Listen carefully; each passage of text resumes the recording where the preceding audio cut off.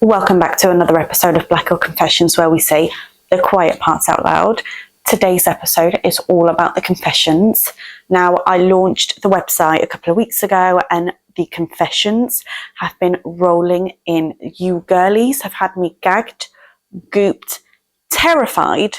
Some of you confessed to crimes and I had to delete that because I am no accessory to murder. Okay, not murder. That is taking it too far, but some of y'all were real close. Like, it's actually quite terrifying to think of how crazy some of you girlies are, but I'm here for it. Cheers to being crazy. Cheers to all of the confessions, and keep them coming in. You can send all of your confessions into blackgirlconfessions.com, where I have the confession form on the website.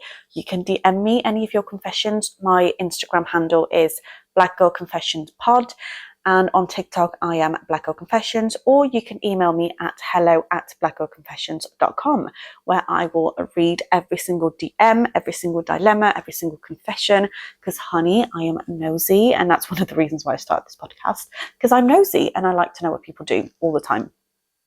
So without further ado, we will read all of these confessions, we will gag and goop together, and we can judge and we will answer some of these dilemmas, because I have picked a handful of these. And let me tell you something, some of you girls need help, some of you need therapy, some of you need to leave that toxic household, and some of you need to leave that man. Can I get an amen?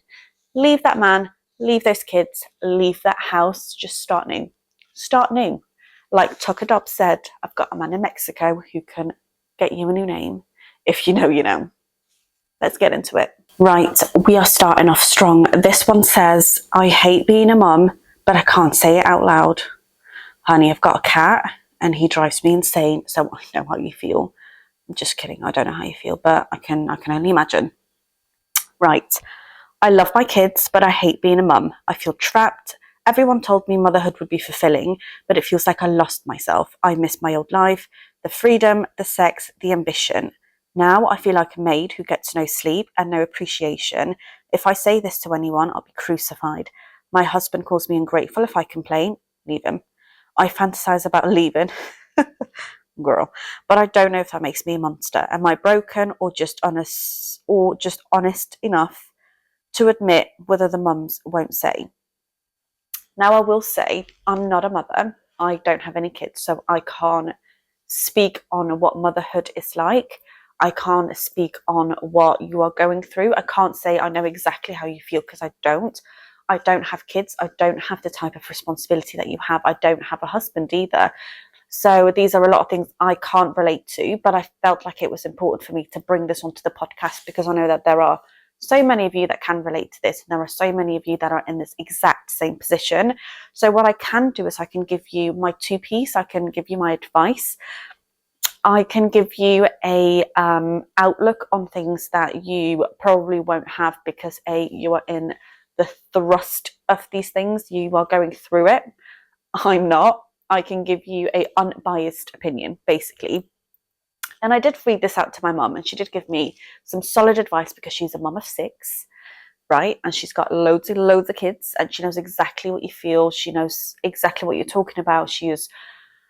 I don't think she's gone through this exact feeling herself, but she knows how demanding being a mum is, how demanding being a wife is, and how it sometimes feels like you have been stripped away from your identity, right? How you no longer feel like you are yourself, and you have sacrificed who you were in order to give these new people that are in your life the best possible start of their life. Now, I think, and not to blame the man, right? Not to put it all on him, but I feel like you really lack a support system here. You really lack the foundation that you need to make this work. And I feel like if people don't have these conversations before they have kids, right? When you are married and you don't have children yet, and they're not in the mix of it all, if you don't talk about how you want your life to be once you do have kids, I feel like you find yourself in this particular situation, right? If you don't discuss what boundaries you have, what your responsibilities are going to be, what his responsibilities are going to be, you're going to find yourself doing everything, whereas he does nothing. And then when you do complain, because you haven't expressed these boundaries, you haven't expressed these concerns that you have, you are going to sound ungrateful. You are going to sound crazy. You are suddenly going to sound like you no longer want what you signed up for. And I can see where that point of view is coming from. I can. Now, this is something that I actively practice in my own life. And this is something that I always say to my sisters. You can't be upset about a boundary of yours being broken or being disrespected if you've never shared that concern or that boundary. So if somebody does something to me that I don't want, but they have no prior knowledge of me not wanting that to be done to me, I have nobody to blame but myself, right? Because you treat others the way you expect to be treated. And if you don't share how you want to be treated, if you don't explain, if you don't talk about what you want certain things to be like, and then something is done to you that actively disrespects you, that actively goes against what you want, then yeah, that's going to feel incredibly shitty and you're not going to be happy, but you've not communicated that. Now, with this particular confession, I will be honest, it doesn't give me an awful lot of information. I don't know whether they've had prior conversations about how she's feeling, whether they've talked about what their life is going to look like when they do have kids. But what I can tell you is that you need to share how you're feeling with your husband. You need to really lay it down. And I feel like when it comes to men, you need to break it down for them, and you need to like make it into little sound bites that they understand. So put him into that perspective, make the scenario about him. So for example, if you're feeling tired and you need a minute to yourself, make him understand in a way that he understands, if that makes sense. So for example, use the example of when you come home from work, right? Your husband, when he comes home from work and he's tired and he needs 5 minutes, and when he doesn't get those 5 minutes, how irritable does he get? How annoyed does he get? Does he take it out on the kids? Does he take it out on you? Now reverse the roles. Tell him that you're exhausted, you need 5 minutes, and you're not granted 5 minutes, right? You are exhausted because you can no longer do things for yourself. You no longer feel like you have a life outside of these kids. Explain to him that, after work, when he goes out for a few drinks after work with his work buddies or his actual friends, or on the weekend when he goes golfing or whatever it is that he may do, say to him that you don't have that. Say to him that you want something other than homemaking, that you want to have a hobby, that you want to have a life outside of these four walls, and that it is okay to want more than what you currently have, because I am sure that he has a lot more than just his job. So when he goes home or when he goes to work and he has his 9 to 5, what does he do afterwards? Does he go out for a few drinks with his friends? Does he go, I don't know, the movies? Does he see other people? What do you get to do after you have cooked, cleaned and looked after these kids and kept them alive all day? What do you get to do that is your respite? That is your 5 minutes of breathing. Put it to him like that, right? It doesn't have to be tit for tat where it's going to get malicious and petty and not fun, but just basically show him that he gets to have these like freedoms. He gets to have all of these times where he has a lot of fun. So when do you get to have your fun? When does mummy get to play? And I think that's the best I got for you. I would advise you to make friends, find new friends, reconnect with your old friends, maybe get a part-time job. If you've got family that can help you out, rely on them. Ask your sisters, if you've got sisters, to look after the kids for a minute. Take them to your mum's house if you've got family around, so you have a couple of days off. Maybe try and reconnect with your husband, maybe a staycation, or a couple of days away somewhere where you can reconnect, rekindle, fall in love again. Because I feel like there's a disconnect. I feel like you want more, you deserve more, you need to go and get more, but I feel like it needs to be a partnership. You need to communicate this with your husband. You need to communicate this with him in a way that doesn't threaten him, doesn't make him feel any smaller than he is. I hope that makes sense. And I truly hope you get out of this situation that you're in. I hope that you manage to find your spark again. I hope you find a hobby, maybe a part-time job, and you start to actively do things for yourself. The next confession I am going to read out actually hit home for me. I was like, okay, we feel the same way. We are going through the same stage of life. So whatever advice I give you, I should basically take myself. I'm 32, single, and I feel like damaged goods. And I feel like the first thing I need to tell you is you are not damaged goods. I feel like believing that is part of the problem that you're having, right? Believing that you are less than because you are a certain age and you are single does not mean you are damaged goods, does not mean that you have failed, does not mean you're no longer wanted and you're like second, third, fourth option. That's not the case. It's not the truth. Get that out of your head. All of my friends are married, pregnant, or posting engagement rings. I can relate. I'm 32, single, and pretending to love my independent hot girl life. But the truth is, I cry myself to sleep, wondering if I'll ever be chosen. People keep telling me I should focus on myself or that the right man will come along. But what if he doesn't? What if I've wasted my 20s and now I'm just leftovers in the dating pool? I know I shouldn't feel this way, but the clock feels real. Am I pathetic for admitting that? No, you're not. You're absolutely not. And this really does hit home for me because I am almost 30 myself. So there's only a couple of years between us.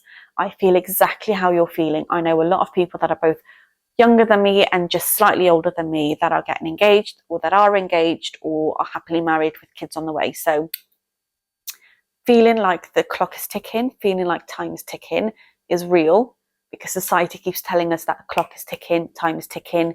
You need to get on with it, right? And I have spoken about this in a previous episode where society has basically made a system for us, for women, when I say us, that makes you feel like you need to have kids by a certain age, you need to be married by a certain age, or you are spoiled goods, you are not desirable, you have no value, you bring nothing to the table.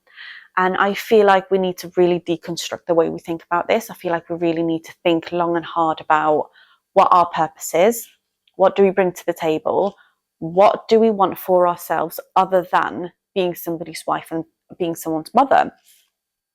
Because there is more to life than that. There truly is more to life than being someone's mum. There is truly more to life than having a ring on your finger.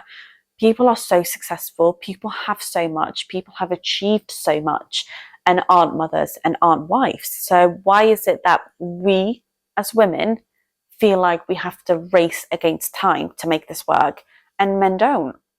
Men get to be bachelors until what, 40, 50, live their best life, go on holiday, pursue the career, pursue this dream, pursue the business, build an empire, and not worry about kids, not worry about being married, not worry about having children.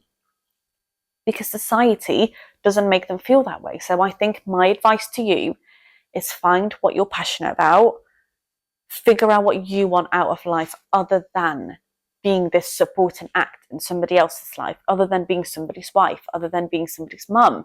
What makes you tick? What makes you happy? What makes you feel alive? And I think that is something you really need to figure out. You need to find yourself a hobby. You go back into education if you don't have a degree. If you want to pursue that, I highly suggest you do.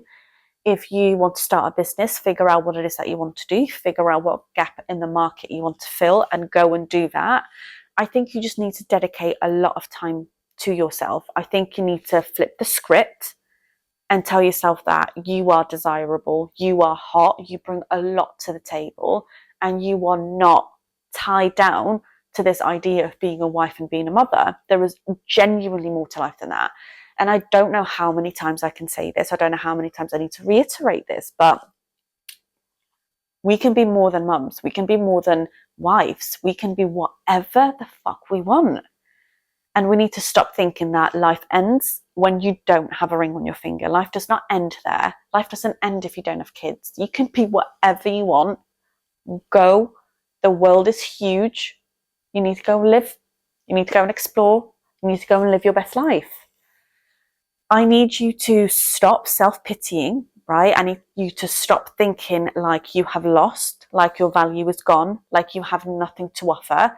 And I need you to really think about this in a way where you are the prize, you are the best thing created, you are God's gift to this earth, and go be that hot girl every single day of your life.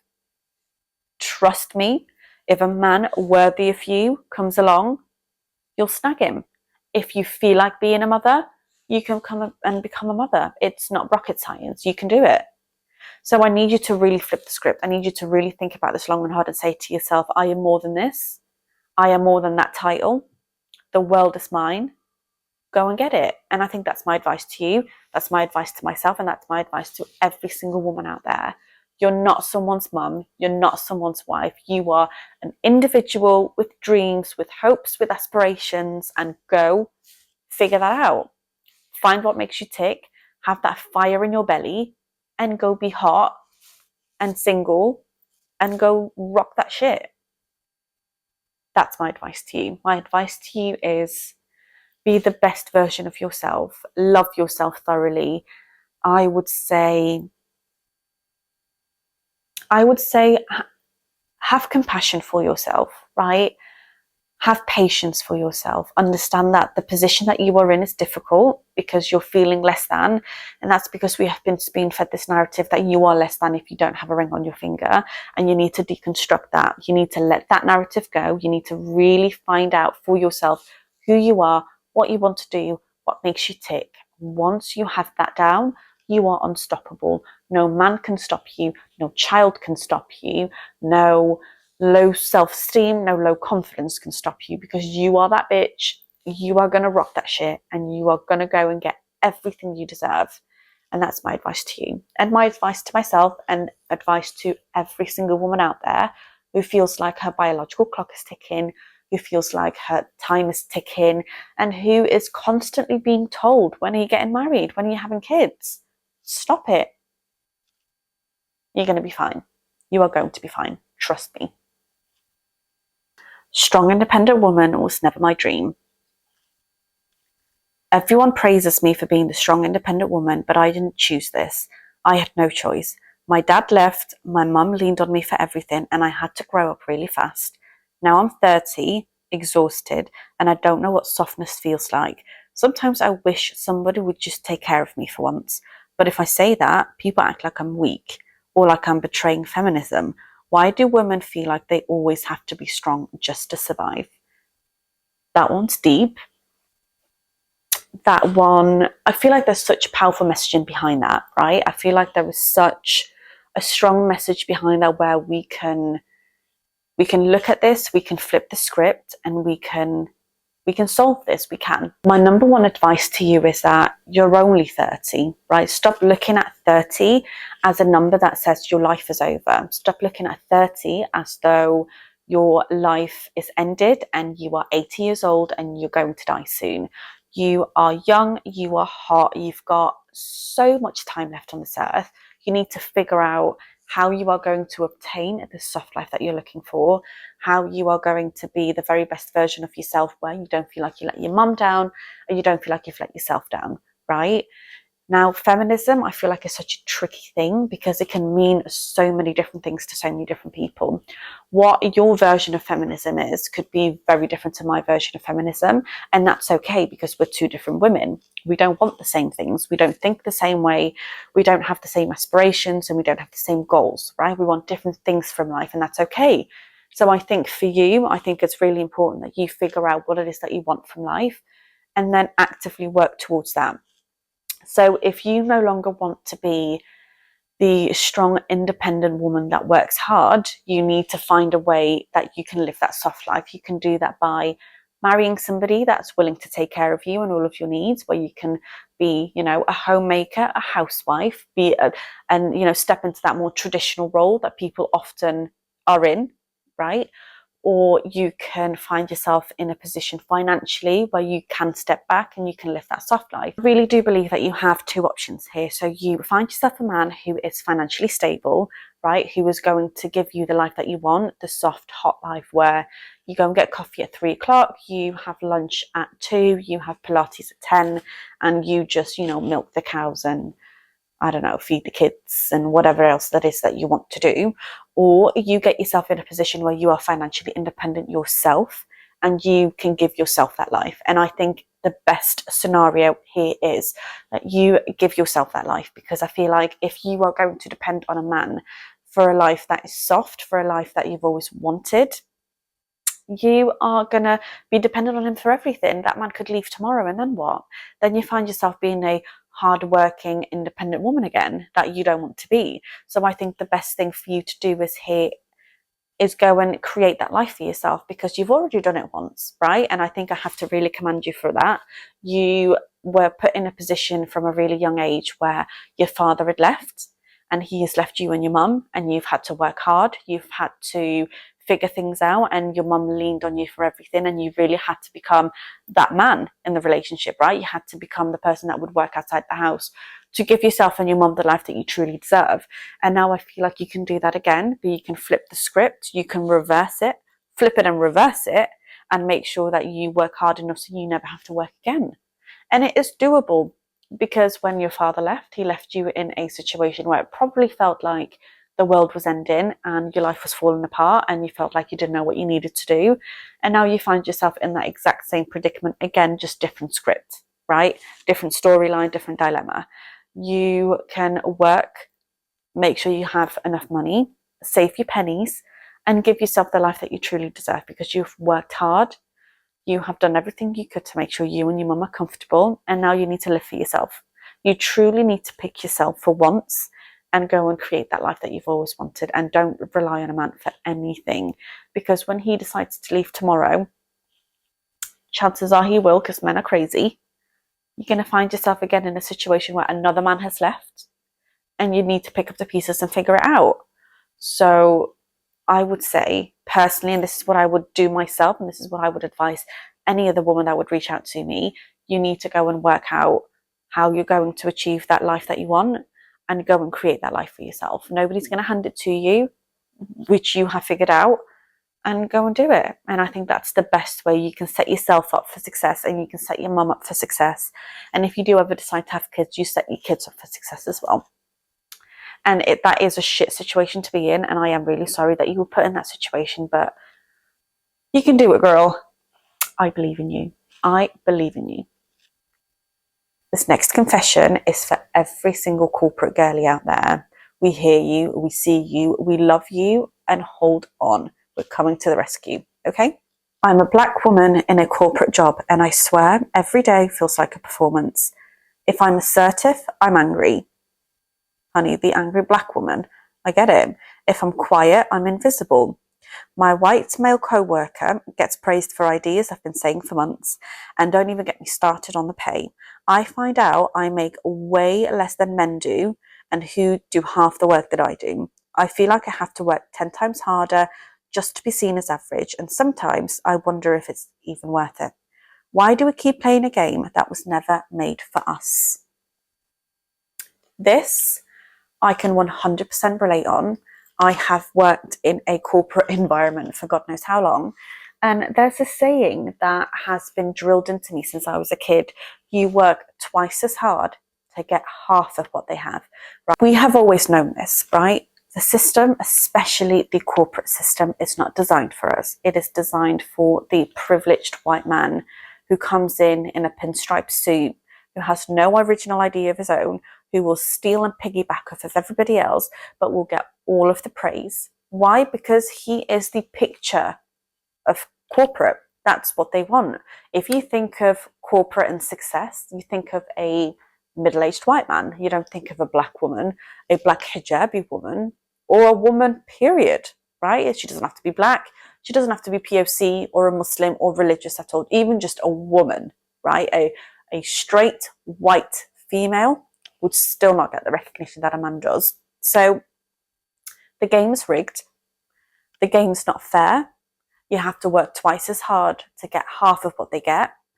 And then it's stacked against you even more, because then you as a woman are not only competing with the man, but as a POC woman, you're also competing with, the white woman who has more privileges than you do.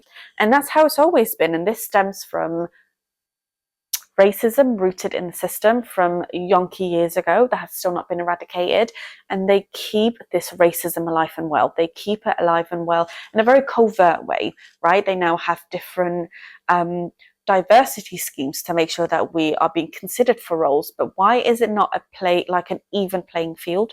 Why, if I am more qualified and I have the degree and I have the experience and I have the education, why am I not considered for this role? But why is Tom, Dick and Harry, who don't have the degree, who are white, why are they already more qualified than I am?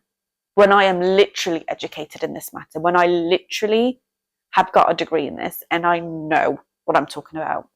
It's racism. This system is not designed for us. This system is designed to keep us in a box. It's designed to keep us small, and it's designed for us to not move forward in life. It really isn't. Now, my advice to you is to really ask yourself, is it worth staying in an industry or staying in a job that doesn't value you, right?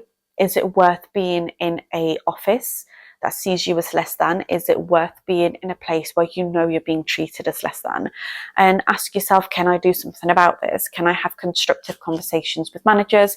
Can I have constructive conversations with my peers and colleagues and co-workers? If the answer is yes, and you can make an active change, then absolutely I would advise you to do so. If you can't, then I would advise you to walk away, because leaving yourself in a situation where you know you're not valued, where you know you're being underpaid and overworked, is only going to chip away at your mental health, right? You're only going to value yourself less and less. You're going to hate yourself more and more, and you're going to perform more. You're going to be this performative monkey for them. And what do you get? Half of what they get. No praise. You're overworked, underpaid. For what? For minimum wage? Honey, no. We are worth more than that. Slavery's been and gone. We no longer have to work for free. So pick yourself back up. You are better than this. You are worth more. You are educated. Go get what you are worth. And if you can't find what you are worth in any institution, in any corporate out there, go and create it for yourself. We now live in a world where the digital world is actually more lucrative than the corporate world. Go find out what you're good at and go invest in yourself. Start a business, start social media, start a YouTube channel, start a podcast, anything that is going to reward you for the hard work that you put in. Because at the end of the day, if you don't invest in yourself, and if you don't value yourself, and if you don't see your own worth, who will? Because I can guarantee that the corporate world won't. I can guarantee that the white man won't. So if it's not you, then who? And I think that is my advice for everyone, and myself included. You have to go where you are valued. You have to go where you are being compensated fairly, and you have to go where you know you can grow, right? You don't want to stay stagnant. You don't want to stay in a position where you are stuck, where you are again underpaid and overworked, and you aren't seeing any benefit, right? Your parents didn't raise you, didn't educate you, didn't make you into the woman that you are today for you to go and work in a place that doesn't see your value. You are wasting their time. It's a disrespect of your time. It's a disrespect to your parents who have raised you and who have done really well to get you into the position that you are today. So know your worth and go and get better, because you deserve it. That's it for the confessions episode, and I love reading these confessions, right? I think it really gives me sort of an inside view into what goes on in other girls' lives, girls that are my age, that are going through the exact same thing that I'm going through. And I find it so interesting that there are overarching themes in every single confession that I always get, right? And I read every confession, I read every DM, and I read every dilemma. So what my main takeaway from this is that we're not recognizing our own worth. We're not recognizing how powerful we really are if we know what we bring to the table. What I'm realizing is that we let other people dictate what's good for us. We aren't really in charge of our own anything, if that makes sense. We're not in the driving seat of this thing called our life.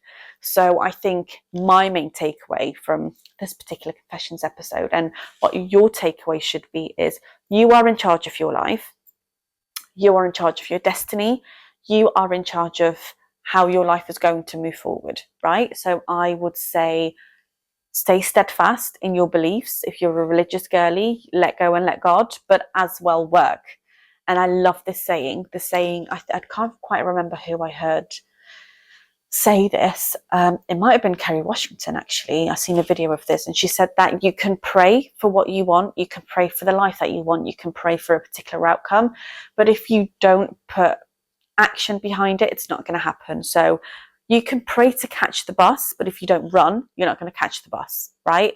You can pray for your life to turn around, for a better job, for a better career, for a husband, for kids.